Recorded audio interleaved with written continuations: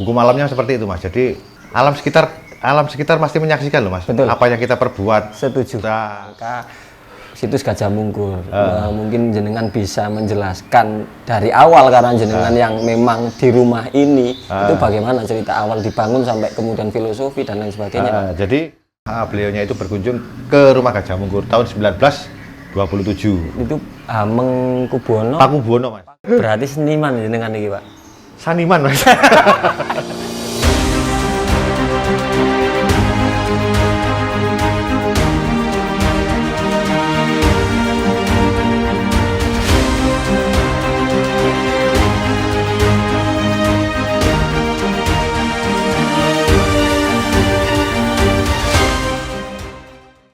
Ya, selamat siang Pak. Mohon maaf ganggu kembali. Oke. Di tengah kesibukan Pak Khoiri ini yang luar biasa nih Pak. Hari ini tadi ada tamu, nanti ada tamu malam festival luar biasa. Tapi masih diberikan kesempatan. Ini Pak, channel Gris Media, programnya Takon-Takon. Tak jawab Mas. Oke, bagian takon-takon. Pak Ahmad Khoiri, jenengan iki kalau dirunut gitu dari sejarah Gajah Mungkur itu berarti jenengan keturunan ke? Kalau saya keturunan ke generasi keempat. Generasi keempat. Jadi generasi keempat. Generasi keempat. Jenengan sendiri? Saya sendiri 8 bersaudara.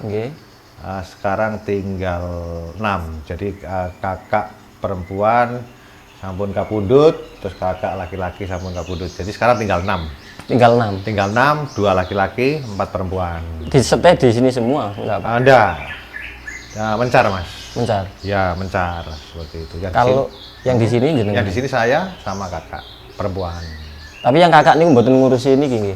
Oh, enggak. Jadi kalau misalnya ada tamu, ada apa itu memang sama keluarga memang sudah istilahnya biar yang mewakili Khoiri saja gitu.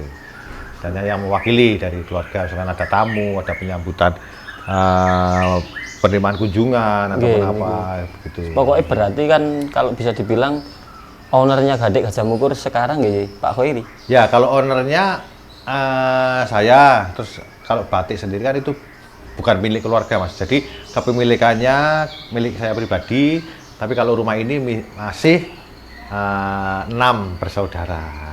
Oh, beda berarti Pak? Beda. Batiknya jenengan? Batiknya saya, kalau rumahnya jadi masih milik saudara berenam itu. Bersaudara. Jadi biar tidak rancu nanti ke belakangnya, biar tidak rancu. Soalnya saya tidak kepingin juga nanti ada batik Gajah Mungkur 1, 2, 3, 4 dan seterusnya. Saya tidak. Batik Gajah Mungkur ya cuma 1 gitu aja. Batiknya gitu. Pak Khoiri. Iya. Sejak kapan Pak? Kalau batik kami rintis kembali itu mulai tahun eksisnya Mas ya. Eksisnya mulai tahun 2013. Jadi mulai tahun 2013 itu saya mulai getol lagi ke membangkitkan batik Gajah Mungkur yang pernah tertidur cukup lama. Seperti itu. Kalau nggak salah 81 Pak ya? 8 berapa Pak? Apanya itu? Kalau ini di brandingnya batik Gajah Mungkur kan 1898. 1898. Itu maksudnya ini sih batik GM kan Gajah Mungkur. 1898 rumah ini berdiri. Oh, rumah ini berdiri. Rumah ini berdiri. Tapi bisa dibilang rumah ini berdiri, batiknya juga sudah berdiri. Batiknya salah satu usaha Mbak Biut. Kami salah satunya juga ada batik. Jadi selain penyamaan kulit, terus habis itu pabrik rokok, walet, dan lain-lain itu salah satunya juga ada batiknya. Seperti itu sih. Nah, tadi yang tertidur itu Pak, berapa lama gajahnya? Gajahnya, batiknya. Ya, jadi pas eranya Mbah Biut masih nurun ke Mbah masih malah itu ada artikel yang menyatakan bahwa batik Gajah Mungkur dulunya namanya Perusahaan Batik Gajah Mungkur itu tertera tahun 1950. Oh. Nah, itu eranya Mbah. Kemudian pas eranya Bapak, kebetulan Bapak itu kapundhutnya itu usia muda, waktu kami masih kecil-kecil, jadi kami masih belum ngerti apa-apa. Terus habis itu kok Bapak kapundhut, terus akhirnya, nah pas saya masa-masa remaja, terus masa kuliah, terus saya kok tertarik sama dunia batik. Berarti sempat tertidurnya itu di generasi ketiga. Iya, betul. Karena Bapak Sedo tadi, Pak. Iya, betul, seperti itu. Siap. Ini yang nggak banyak diceritakan di media. Iya, betul. Nah, ini nanti ngapunten, Pak, ini nggih. Oke. Banyak takon-takon tentang Gajik Pacamungkur ini full di sini gitulah. Sejarahnya gimana berarti dulu, Pak? Tadi kan sempat jenengan sebut dulu memang Mbah Buyut jenengan itu salah satu usahanya itu batik. Kemudian kalau bisa dijelaskan lebih kompleks lagi sejarah awal batik Gajah Mungkur atau bahkan nanti mungkin hubungannya dengan situs Gajah Mungkur sendiri, Pak? Jadi memang dulu itu Mbah Buyut kami itu memang usahanya itu macam-macam, terus yang salah satunya itu juga batik. Terus kemudian batiknya itu juga diproses di sini, terus di Jawa Tengah juga ada di Solo tentunya. Pas itu kan kita juga keluarga kita juga hubungannya apik, Mas. Jadi hubungan keluarga kita pas zamannya Mbah Buyut itu sama Keraton Solo itu akrab, sangat intim. Terus akhirnya ya begitulah budayanya keraton juga akhirnya secara otomatis nulari juga ke Mbah Buyut kami, ya termasuk ke budaya batik-batik itu tadi. Seperti itu. Makanya sempat dikunjungi juga dengan sempat juga beliaunya itu berkunjung ke rumah Gajah Mungkur tahun 1927. Itu Hamengkubuwono. Pakubuwono, Mas. Pakubuwono. Ya, Pakubuwono ke-10. 10 nih, itu ada dokumentasinya di sini ya. Ya, ada itu di situ ada. Nggak kelihatan ya. Berarti jenengan ini keturunan dari yang kalau nggak salah 8 bersaudara, Pak nggih? Dari Pak Jailan bin Umar. Jadi ya Pak Jailan bin Umar terus punya anak, terus yang Umar Hashim. Umar Hashim. Jadi anaknya Mbah Buyut kami Haji Jailan itu punya putra namanya Umar Hashim. Umar Hashim punya anak 3, bude kami cewek 2, terus habis itu bapak kami laki-laki 1. Berarti kalau bapak jenengan sendiri asmani pun Ahmad Suhaimi.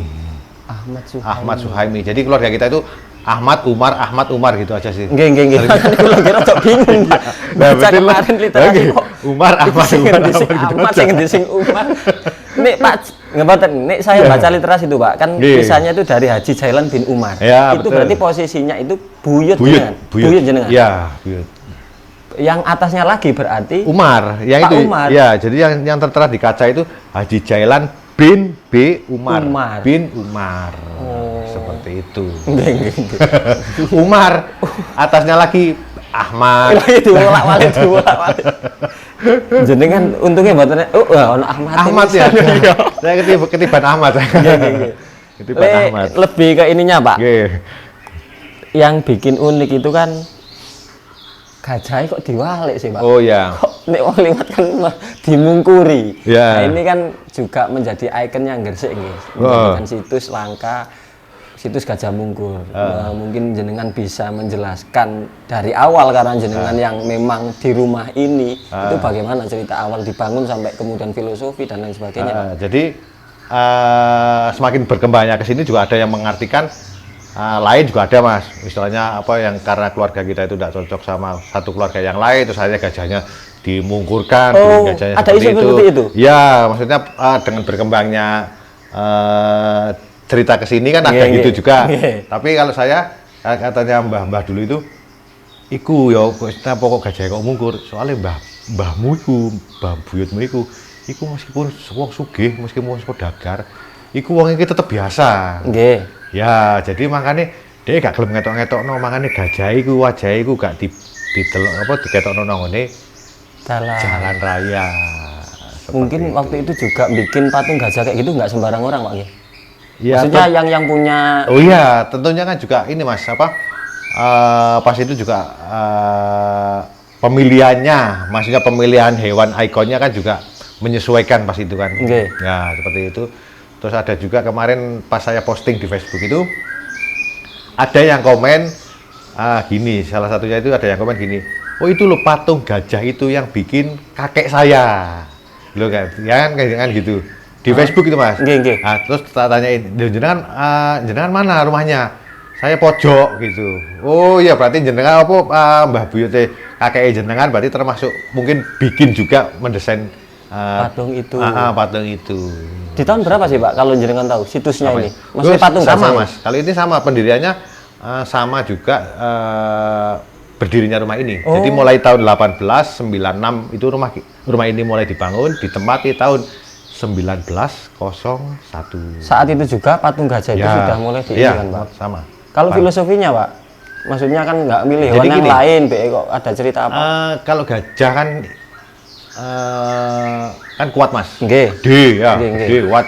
Terus juga sebagai juga lambang kecerdasan juga seperti itu. Cuman dibikin mungkur tadi sejarahnya kayak gitu kisah. Ya, maksudnya ada yang mengartikan seperti ini, ada yang mengartikan seperti ini. Tapi kalau dari Mbah Buyut sendiri, kalau dari cerita dari Mbah dulu ya ceritanya, yo itu Mbah Buyutmu iku biyen iku meskipun wong saudagar yo, wong top lah istilahnya ya. Iku wong gak ngetok-ngetoki maksudnya. Barang nyawang cek enak ngono, Pak. Ya, kalau misalkan lek longgo barang kan nyawang cek enak. Pokoke. Iya. Betul gitu. Masa digawe ndas karo jalan kan yo gajah apa mending sini. Iya. Terus kata Mbah itu dulu yang bikin rumah ini. Nggih. Mbah Buyutmu itu senangnya duduk di bawah. Senangnya duduk di bawah. Senangnya duduk silo maksudnya, senangnya duduk di bawah. Nggih. Seperti itu. Sebenarnya itu kan duduk di bawah sebenarnya. Sebenarnya kan dia kan bersahabat, Mas, bersahabat akrab kan sama Pak Kubuwono. Iya. Tapi tetap ngasor, Pak. Maksudnya duduk di bawah. Tetap menghargai lah sebagai seorang raja, dia mending duduk di bawah aja. Enggak, padahal akrab tapi di foto duduk di bawah. Dia di bawah saja. Gitu. Pak, kalau ini sejak dibangun itu memang sudah ada batiknya. Dari pembangunan awal rumah ini memang sudah ada batik. Oh, sudah. Sudah ada. Jadi pas waktu zamannya Bapak itu enggak ada. Dulu sempat zamannya Mbah Umar. Sempat juga ada proses produksinya, Mas, di belakang. Di belakang. Ya. Terus di Jalan Kaholil itu di situ juga ada kayak semacam besalinya ada di situ. Jadi kayak tempat-tempat produksi ada di situ. Oh, ada. Sekarang ada nggak, Pak? Oh, sekarang sudah ada. Pas zamannya Bapak udah ada, akhirnya ya udah ada semuanya, Mas. Terus saya membangkitkan kembali jadi batik Gajah Mungkur Ribbon. Batik Gajah Mungkur Ribbon. Nggak cuma warkop DKI. Iya. Terus di Ribbon, akhirnya sekarang kalau boleh tahu proses produksi kemudian ini gimana? Ya, jadi kalau proses produksi motif-motif kita tetap memilih kearifan lokal Kota Gresik yang kita tampilkan. Sedangkan untuk proses produksi sementara ini masih di rumah kita yang di Jawa Tengah. Nah, jadi saya kan bude saya dapat orang Jawa Tengah, Pekalongan, terus tidak punya anak, terus saya diasuh dari kecil, dari bayi. Nah, ya di bayi lahir di sini, saya lahir sehari 2 hari langsung diboyong ke Pekalongan. Nah, kebetulan di sana itu mulai Bapak, Mbah sampai ke atas itu batik semua. Jadi belakang rumah itu kita bangun tidur gitu aja wis orang-orang nyanting, orang-orang mengetap, orang-orang batik, orang-orang godok lilin malam itu wis. Sampai sekarang, Pak. Sampai sekarang. Berarti jenengan besar di Pekalongan. Iya. Jadi saya mulai kecil TK, SD, SMP, SMA di Pekalongan. Terus kemudian kuliah di Malang. Seperti itu. Pas kuliah di Malang ini mulai ini Mas saya, Mas. Jadi kuliah sambil jualan batik. Oh. Niku mulai tumbuh. Ya. Kuliah sambil jualan batik. Sama niki, Pak. Jadi kuliah pas waktu dulu itu kuliah jualan batik ke kos-kosan putri, ke kos-kosan laki-laki, ke teman-teman gitu kan. Terus habis itu situ bisa, terus kemudian merambah lagi ke pasar-pasar hampir Jawa Timur semua sudah, Mas. Pasar-pasar sudah, terus ke kayak mall-mall itu sudah, cuma saya dulu berhentinya karena di pasar. Nah, dulu kan kalau di pasar itu sistemnya kan konsinyasi. Konsinyasi. Nah, terus kayak buka cek, buka giru itu kan enggak seketat sekarang. Terus akhirnya kadang ada yang order padahal tokonya gede, order ya toh. Terus akhirnya kadang ininya juga ceknya atau girunya itu blong. Nah, terus pas itu tak tanyain lagi, tak samperin, malah apa dosen seneng ya. Iki lucu kan gitu aja. Kan aneh. Terus akhirnya saya mending saya nyerah saja. Akhirnya saya mulai lagi ke ke sekolahan-sekolahan, ke kantor-kantor. Nah, itu mulai tak telateni, tak tekuni itu. Ngapunten, waktu itu Bapak masih sugeng, Pak? Oh, sudah tidak ada, Mas. Oh. Jadi waktu saya masih kecil, umur 2 tahun, Bapak sudah. Itu yang bikin tertidur agak lama. Ya. Pak. Mulai jenengan ribon tadi itu dengan pas kuliah itu. Pas kuliah itu tadi. Nggih, Seperti nggih, itu nggih, sih. nggih. Berarti sekarang produksinya di Pekalongan. Ya, jenengan sementara lebih besar di Pekalongan. Ya. Ngapak-ngapak titik ya apa, Pak? Apa? Ngapak-ngapak titik lah. Yo Joko yo kuwi lah. Aja kayak kuwi lah. Aja kayak kuwi lah. Ya kencot, wetenge kencot. Kuwi kencot. Kencot Luwe itu, ya, Pak, ya? kencot itu kidaan. Enggak, Kencot. niki lho, Apa? Pak. Apa lapar itu lho, Pak. Kencot. Ngelih. Nggih, ngele iku nek gak salah kencot, Pak. Ke kencot itu agak ke sana lagi, agak ke Pemalang Brebes. lagi, Brebes. Betul. Aja kayak kuwi. Iki gresik gitu. Oke, Pak, kita lanjut Oke, takon-takon nih, Pak. Berarti itu tadi. Kalau ini, Pak. Semenjak jenengan pegang ini ya kalau saya lihat kan ini luar biasa ya. Artinya kalau nggak salah ini juga bergerak banyak di bidang volunteer gitu, Pak ya. Sering support aktivitas, sering Ya. pokoknya sering bantu lah, Pak, bahasanya Ya. gitu. sorry Pak. Bantu doa juga. Ya. Diceritakan dikit, Pak, tentang perkembangan Batik Gajah Mungkur selama maksudnya jenengan concern di sini, Ya. capaian-capaiannya begitu. Ya. Jadi waktu saya berkecimpung di batik itu memang sudah saya niati, Mas. Jadi saya mau bangkitkan lagi nih Batik Gajah Mungkur yang sudah tertidur lama dengan niatan maksudnya harus imbang, Mas. Jadi antara bisnis ya tetap bisnis, tapi harus imbang juga sama kegiatan sosial. Jadi semacam kayak berbagilah maksudnya. Kalau misalnya ada yang minta support buat hadiah ataupun buat lomba-lomba, terutama yang buat adik-adik sekolah. Nah, terutama itu kita tidak pernah nolak, maksudnya namanya proposal itu kita tidak pernah nolak. Pasti misalkan kegiatan itu jelas, pasti kita support. Itu berupa paper bag, bersihin batik, nanti barangkali itu buat pembicaranya ataupun barangkali mereka adik-adik itu mengadakan lomba-lomba itu buat hadiah-hadiahnya. Nah, seperti itu. Pasti support nih, Pak. Pasti support. Cuman yang bikin saya penasaran untuk tim sendiri, Pak. Tim GM, maksudnya marketingnya, apanya gitu kayaknya gimana, Pak? Kalau marketingnya sih teman-teman aja, Mas. Jadi mereka yang dekat sama kita berusaha juga dekat sama mereka, otomatis dilalah mereka juga support, Mas. Mereka juga ngewangi, maksudnya itu kalau misalkan ada apa-apa pasti Pak Wiri ini ada ini ada ini, ya pasti gitu. Dilalahnya seperti itu. Mungkin karena bejo atau gimana ya, saya sendiri tahu. Berarti memang enggak di sistem sing kayak perusahaan sing kayak opo. Enggak, Mas. Enggak, kalau saya sih lebih memulai ini lebih dari dolanan sih, Mas.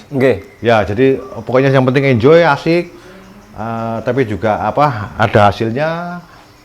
Kan seperti itu, jadi nggak ngoyo yang harus gimana enggak.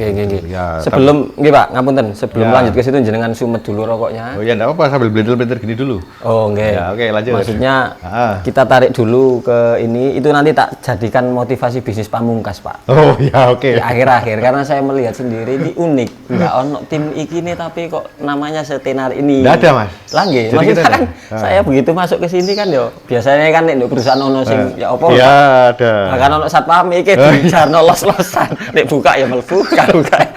Gak buka berarti nomor kopi, Mas. Saiki ada sekedar intermezzo. Kemarin kita ke sini itu belum ada.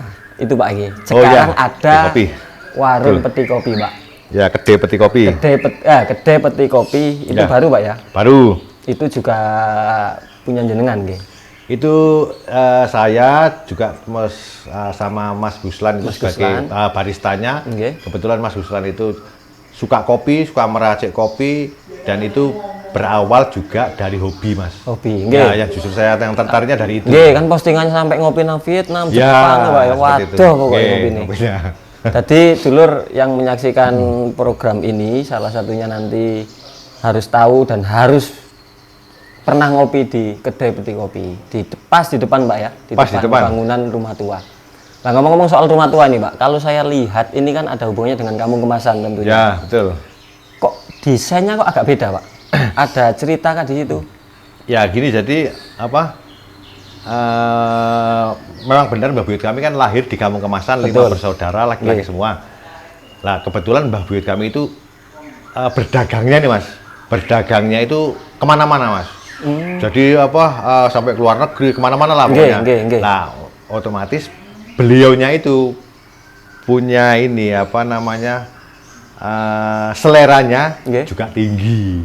Seleranya tinggi. Ya, selera tinggi ditunjang dengan finansial, makalah jadilah seperti ini. Rumah seperti ini. Ya, gitu. Oke. Kalau saya, kalau cerita yang saya dengar itu, Pak, kalau di Kampung Kemasan itu kan kebanyakan kontraktornya, kalau cerita dari Pak Denut itu ya kemarin itu, banyakan karena arsiteknya yang garap itu orang Cina, makanya contohnya Cina, bukan Belanda. Kalau di sini sendiri, Pak? Kalau di sini campuran, Mas. Jadi campuran, ada artikel itu yang menyatakan bahwa arsiteknya ini campuran antara mbah buyut kami, keluarga tentunya, gitu. Terus habis itu orang Cina sama Belanda. Oh, ada itu artikelnya yang menyatakan tentang itu. Tapi enggak bareng ya sama yang di Kampung Kemasan? Oh, enggak. Itu dulu. Tuaan Kampung Kemasan. Nggih. Makanya agak unik. Ya toh. So iya wae. Siap. Tuaan sana. Ya, betul. Tapi ini yang apa ya?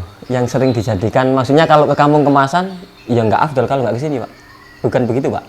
Ya, banyak yang mengartikan seperti itu sih. Makanya dipakai spot foto macam-macam. Mas yo gak tuku batik, bikin foto-foto. Iya, kadang tak guyon nih, Mas. Kadang kalau misalkan ada yang telepon WA gitu, Pak saya mau foto-foto di situ. Syaratnya gimana? Oh, ada passwordnya. Passwordnya apa? Tumbas batik dulu. Oh iya, Mas. Mesti mereka ketawa, Mas. Wah, sampean itu, Pak. Loh iya, padahal aku guyon, Mas. Mereka foto-foto di sini enggak tumbas batik pun enggak masalah. Ini rada mikir, rek. Iki ngonten-ngonten ae gak tuku batik. Malah dikai batik. Oh iya, Mas. Ya ta. Kok rada kesindir aku. Lanjut, Pak. Oke. Kalau kan pastilah, Pak. Orang kunjung ke sini masih foto-foto pasti bertanya-tanya tentang batik Gajah Mungkur. Iya. Jenengan bisa jelaskan apa lebih dalam, lebih ke produknya, Pak. Produk andalan batik Gajah Mungkur ini motif atau apa gitu, Pak? Kalau mau produk andalannya maksudnya yang menengah ke atas ini, Mas. Yang menengah ke atas itu batik tulis yang premium, Mas. Batik tulis premium. Batik tulis yang premium itu dibagi menjadi dua. Jadi batik tulis yang untuk fashion, sama batik tulis yang buat koleksi. Jadi batik yang buat koleksi itu mereka kita bikin batik dengan desain sedemikian rupa, itu memang desainnya untuk hiasan. Jadi bukan untuk dipakai baju ataupun gaun. Bukan. Seperti yang di belakang itu, Pak. Kalau ini udah berpola kemeja ini, Mas. Cuman itu yang bagian belakang sih. Jadi itu ada banyak di lemari itu ada banyak.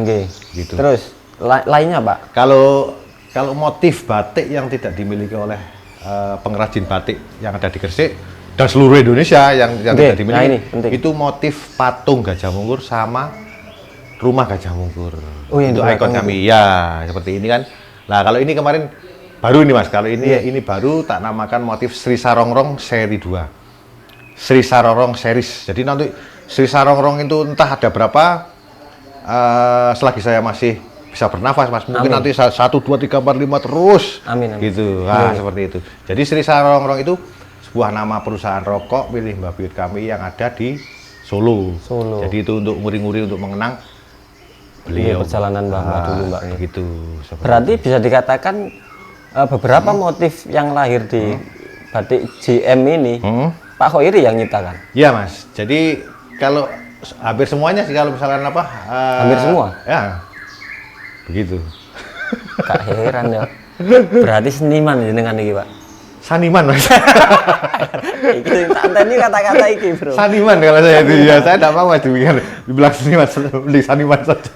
Enggak tak lucu ya. Iya. Aku hanya mancing, Bro. Akhirnya muncul. Tapi tetap enggak, Pak, nih. Maksudnya pakai rasa, pakai filosofi, ada nilai-nilai. Kalau saya terus terang saya jujur aja, kalau bikin batik itu enggak batik motif apa yang laku, enggak. Batik motif apa yang istilahnya laku keras itu enggak. Jadi saya bikin motif batik itu apa sing tak rasakno, Mas. Ya apa sing tak rasa, tak angen-angen, tak utaos, tak olah-oleh terus jadilah motif itu tadi. Bukan malah nih pebisnis itu kan pasar njaluk ya apa tak turuti mboten gitu. Ya kalau saya Enggak ya Mas, enggak tahu saya. Siap. Ini saniman iki mau. Iya, saniman itu apa ya? Kalau ngene Pak, Nggih. ini biar arek-arek iki gak ndelok tok mbek takon-takon tok, tuku apa batike. Nah, regane Pak sampean bisiki Pak. Nggih. Saran harga berapa Pak? Kalau harganya itu jadi mulai 225.000 per pieces, Per pieces. per lembar. Nggih. Sampai sekarang ini yang ready 17 juta. 17 juta. 17 juta. Jadi mulai sekarang ini yang ready 225, 350, terus habis itu 650, 1,4, 1,8, 2,2, 5,5, 6,5 sampai 17. Yang 17 itu Pak, yang seri apa, motif apa atau Itu gimana? yang jadi yang ini Mas, yang batik tulis premium yang koleksi. Oh, Nah, yang koleksi itu. mahal. Yang koleksi ya. Jadi, maksudnya sepadan dengan prosesnya kayaknya. Ya, sepadan paling enggak itu prosesnya kalau bikin yang premium itu paling enggak 4 bulan Mas. 4 bulan 4 Pak. bulan itu ya. Makanya ya. Termasuk sekarang yang jadi sasaran itu ini motif apa? Yang ada di depan saya itu Mas. Nggih. Jadi sasaran itu. Motif kaca patri itu. Oh, Kaca patri atas itu loh Mas. pundi Pak? Kaca Oh, patri. ini kita? Ya, itu jadi sasaran motif itu. Udah jadi, udah ada udah ada yang ready. Kemarin bikin 2, yang satu warna abu-abu, pertama tak display itu warna abu-abu, terus yang satu agak kekuning-kuningan. Yang satu yang pertama kali tak display itu sudah teradopsi. Nggih. Sama Pokoknya lengkapnya lihat di Instagramnya Batik Gajah Mungkur. Ya, Pak. Batik Gajah Apa Mungkur ini ada. akun Instagramnya Pak?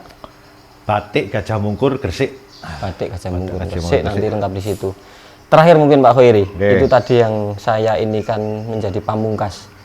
Jenengan ini sedemikian rupa batik JM tapi setelannya ya sing niku mau lur.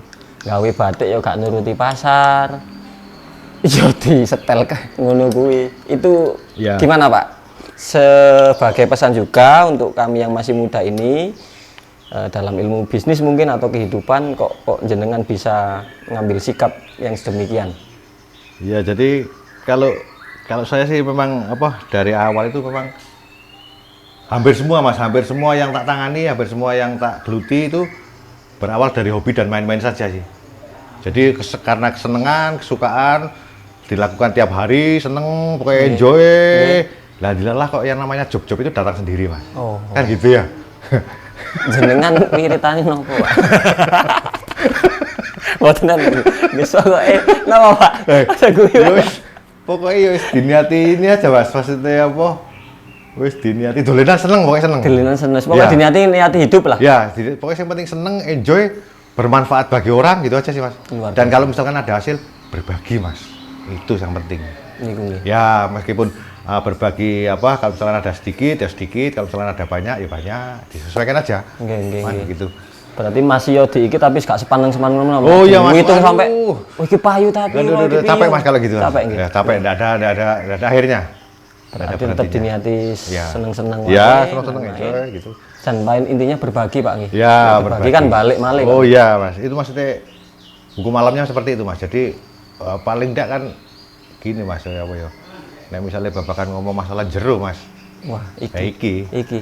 Alam sekitar pasti menyaksikan loh Mas. Betul. Apa yang kita perbuat. Setuju. Nah, itu maksudnya yang berbau-bau negatif, positif itu pasti nanti menyeleksi sendiri. Betul. Nah, seperti itu. Ada vibrasi, Pak. Maksudnya arek-arek itu Nah, vibrasi.